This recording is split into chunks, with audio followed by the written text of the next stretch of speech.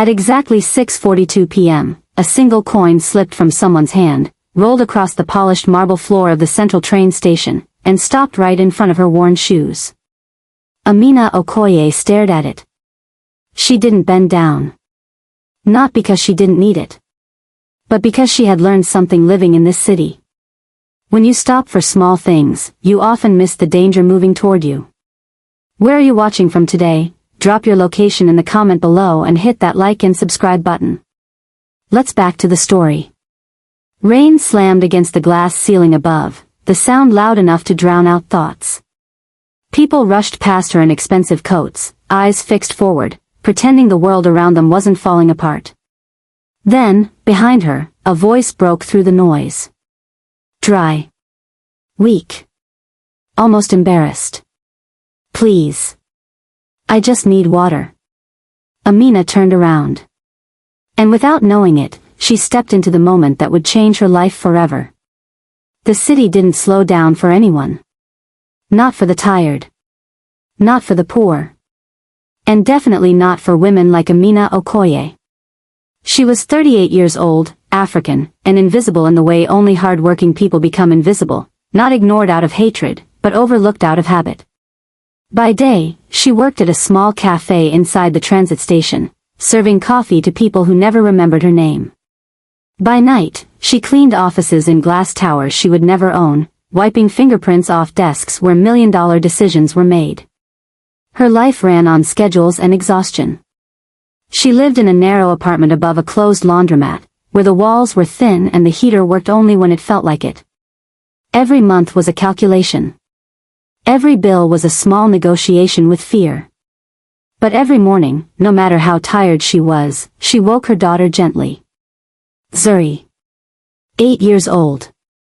Curious eyes. Fragile lungs. Amina braided her hair slowly, carefully, like the world outside wasn't already sharpening its teeth. Today will be okay, Amina always said. Sometimes she believed it. Sometimes she didn't. That evening, the station felt colder than usual. Rain soaked everything. The kind of rain that doesn't fall, it attacks. That's when Amina noticed him. An older man sat alone on a metal bench near the far wall, hunched forward as if protecting something inside himself. His coat was soaked, heavy with water and years. His hands trembled slightly as he rested them on his knees. People walked around him like he was a broken tile on the floor. Security guards looked through him. To most, he was just another homeless man who had wandered in from the rain. But Amina noticed details others missed. His shoes were worn, but polished. His posture was tired, but disciplined. And his eyes didn't beg. They searched. Amina had already been warned once that week. Leave your station again, and don't bother coming back. She checked the time. Her break was over. Then the man spoke. Miss. I don't need money, he said quietly. I just need water. Water. The simplest thing. The cheapest thing. And somehow, the hardest thing to give. Amina looked at the cafe counter. Then at the vending machines. Then at the manager's office. She thought of rent. She thought of Zuri's inhaler. She thought of how easy it was to walk away. And then she sighed. I'll be right back, she said. She bought the cheapest bottle. No drama. No announcement. No audience. When she handed it to him, their fingers touched briefly. Thank you, the man whispered, unscrewing the cap with hands that shook despite his effort to control them. You didn't have to do that. Amina shrugged. People die faster from being ignored than from thirst. Samuel Whitmore stepped out of the car before sunrise. No driver. No assistance. No phone calls waiting. Just a thin coat, a worn bag, and streets that didn't care who he used to be. For 40 years, doors had opened before he touched them. Today, they stayed shut. He walked into a luxury hotel first, not because he needed it, but because he wanted to remember. The receptionist didn't look up. When she finally did, her eyes slid past him like oil on glass. "We're fully booked," she said, without checking. Samuel nodded. Outside, the rain hadn't stopped.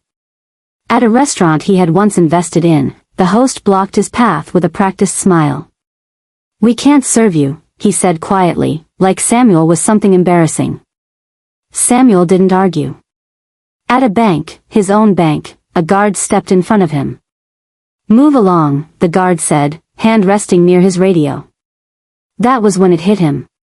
This is what the world looks like from down here. No explanations. No grace. No patience.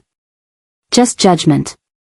By the fifth rejection, Samuel's legs trembled, not from weakness, but from something worse. Predictability. Cruelty wasn't random. It was systematic. He realized something terrifying. The systems he built rewarded efficiency, not empathy. Speed, not mercy. And now those systems were chewing him up like everyone else. While Samuel walked the city, Amina scrubbed floors in a glass tower downtown. Her reflection stared back at her from the office windows, small, bent, tired. She coughed quietly, thinking of Zuri at home with the neighbor. The city lights were beautiful from up here. But beauty didn't pay rent. As she finished her shift, her phone buzzed. A message from her landlord. "We need to talk." Her stomach tightened. 2 nights later, Samuel returned to the station. Not because he planned it. Because something pulled him there. Amina was refilling napkins when she noticed him again. Same coat. Same tired eyes. This time, he didn't ask for anything. He just sat. When her shift ended, she hesitated, then walked over. "You okay?" she asked. Samuel smiled faintly. "I think so. I just needed to sit somewhere that didn't pretend I wasn't here." Amina nodded like she understood perfectly. She brought him a cup of tea. On her own. He watched her hands, rough, careful, honest. "You do this a lot?" he asked. She shrugged. "I do what I can. No one survives alone." Samuel swallowed. No one had ever spoken to him like that, not without wanting something back. They talked quietly. About nothing important. About everything. Samuel listened as Amina spoke of her daughter. About counting inhaler doses. About fear disguised as planning. About hope that refused to die. Amina didn't ask him who he was. That mattered. That night, Amina returned to her apartment. The heater failed again. She wrapped Zuri in blankets and told her a story. Not about princes or castles. About a woman who never gave up. Zuri fell asleep smiling. Amina sat alone in the dark. And prayed, not for money, but for time. Across the city, Samuel's children noticed his absence. Daniel's tone sharpened. Ruth's concern sounded rehearsed. They spoke of capacity. Of stability. Of control. Not once did they ask where he had been. Or why. Samuel watched them from a distance. And understood. That night, Samuel returned to his penthouse. The silence was deafening. He sat at his desk, the same desk where deals had been signed that changed countries. And for the first time, he wrote something personal. Not numbers. Names. One name stood alone on the page. Amina Okoye. He didn't smile. He exhaled. Samuel Whitmore had tested the world. And the world had failed. But one woman hadn't. And soon, very soon. That truth would cost everyone dearly. Samuel Whitmore collapsed in the lobby of his own building. Not dramatically. Not loudly. His knees simply gave way, like a structure that had been carrying weight for too long. Security rushed forward, panicked, apologetic now that they recognized him. Doctors came quickly. Too quickly. The diagnosis hadn't changed. The timeline had. Your body is tired of negotiating, the doctor said gently. Samuel nodded. So was he. When Samuel told his children the truth, the updated truth, there was silence. Daniel asked about voting rights. Ruth asked about trusts. Neither asked how much pain he was in. Samuel watched their faces carefully. This time, he wasn't disappointed. He was finished pretending. Death has a way of sharpening vision. Samuel saw now what he had ignored for decades. He hadn't raised heirs. He had raised accountants. People who measured love in leverage. Legacy in percentages. That night, lying awake in a hospital room glowing with quiet machines, Samuel thought of Amina. Not romantically. Not sentimentally. Respectfully.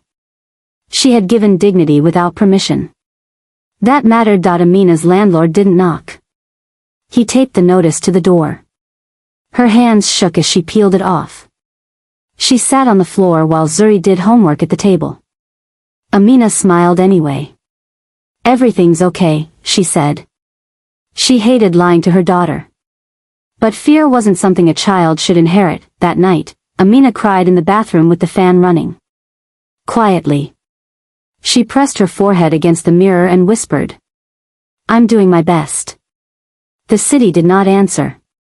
Samuel returned to the station one final time. Not in disguise. Not fully revealed. Just, present. Amina noticed him immediately. You don't look well, she said.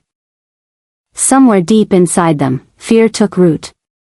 While an empire paused, Amina scrubbed coffee stains off a counter. Her hands ached. The manager reminded her about punctuality. She apologized. Outside, rain began again. She wrapped her coat tighter and walked home, counting steps like prayers. That night, Amina cooked soup from the last vegetables in her fridge. Zuri sat on the counter swinging her legs. Mama, she asked softly, are we going to be okay? Amina paused. Then smiled. Yes, she said. We always are. She didn't know how close that lie was to becoming unnecessary. The library smelled of old paper and quiet authority. Books lined the walls, untouched for years. Daniel sat stiffly. Ruth paced. The attorney began with formalities. Small bequests. Personal items. Sentimental gestures. Daniel relaxed. Then the tone changed. To my son, Daniel Whitmore, the attorney read. I leave my personal watch collection. No controlling shares.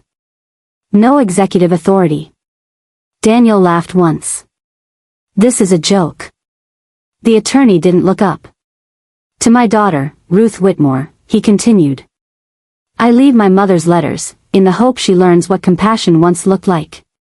Ruth's face drained of color. No equity. No control. Her voice cracked. This isn't legal. The attorney turned the page. The remainder of my estate, he read slowly. Including all corporate holdings, assets, and authority, is bequeathed to a single beneficiary. Daniel leaned forward. Who? The room seemed to hold its breath. Amina Okoye. Silence shattered. A waitress? Ruth screamed. This is fraud. Daniel stood, fists clenched. You let a stranger steal everything. The attorney's voice remained steady. The will is airtight. Threats followed. Lawsuits promised, media calls planned. Reputations targeted. Daniel's grief twisted into rage. Ruth's fury sharpened into strategy. They would destroy her. They were certain of it. He left you his estate, the lawyer said. Amina stopped breathing. No, she whispered. You've made a mistake. He handed her documents. Names. Signatures. Numbers that didn't feel real. Her hands shook. She pushed them back. I didn't ask for anything. The lawyer's voice softened. That's why he chose you. Amina saw it then. The man on the bench. The water bottle. The way he looked at her. Her knees weakened. She pressed her forehead to the glass. By morning, the story exploded. Headlines screamed betrayal. Social media screamed conspiracy. A waitress. A fortune. A dying billionaire. Cameras found her building. Strangers shouted her name. Zuri hid behind her legs. Amina's first instinct was refusal. I don't want this, she said. The lawyer nodded. He expected that. She looked at her daughter. Fear warred with responsibility. She didn't want power. But she needed protection. Daniel's statement was cold. She manipulated a dying man. Ruth's was sharper. This will be exposed. Private investigators followed her. Stories were planted. Her past was searched like a crime scene. That night, Amina sat at her small kitchen table. Zuri slept nearby. Amina held the water bottle, empty, saved. She whispered into the silence. I didn't choose this, but I won't waste it. Amina Okoye did not raise her voice. She didn't fight publicly. She stood still. And in doing so, she became something dangerous to those who feared truth. The courtroom was quiet in the way storms are quiet before they break. Polished wood. Soft lights. Rows of people pretending neutrality. Daniel Whitmore sat stiffly, jaw tight.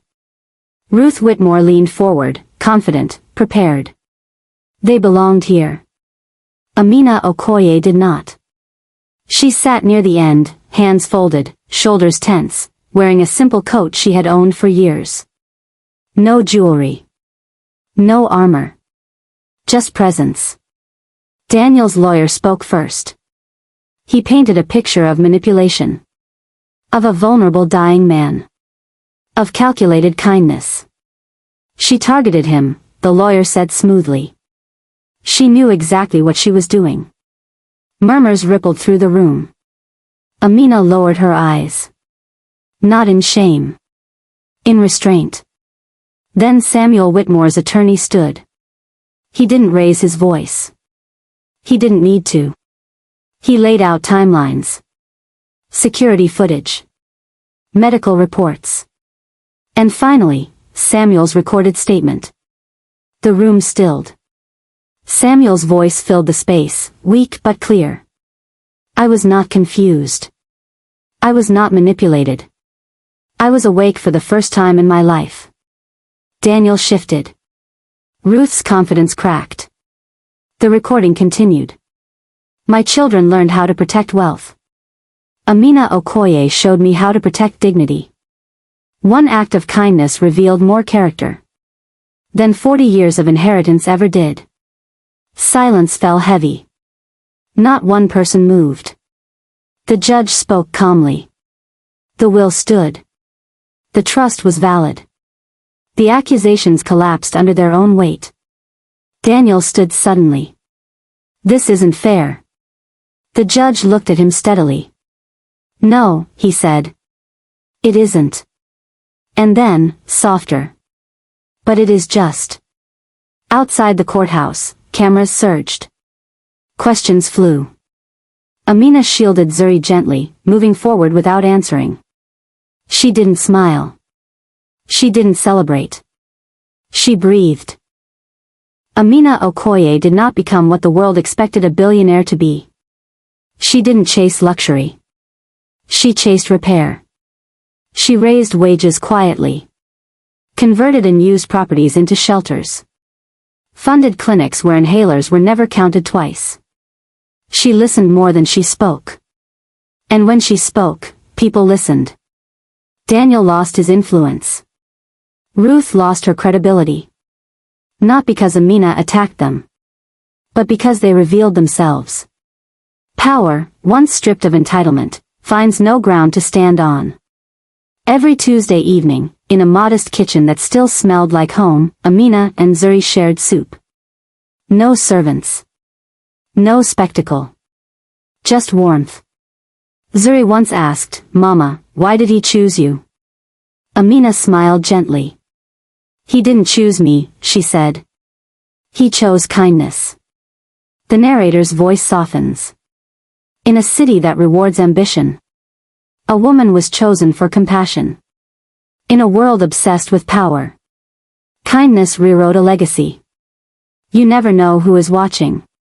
The way you treat people when there is nothing to gain. Because sometimes, the smallest act, a bottle of water, a moment of dignity, creates a future that outlives empires. Henry Whitmore built an empire with money. Amina Okoye rebuilt it with humanity.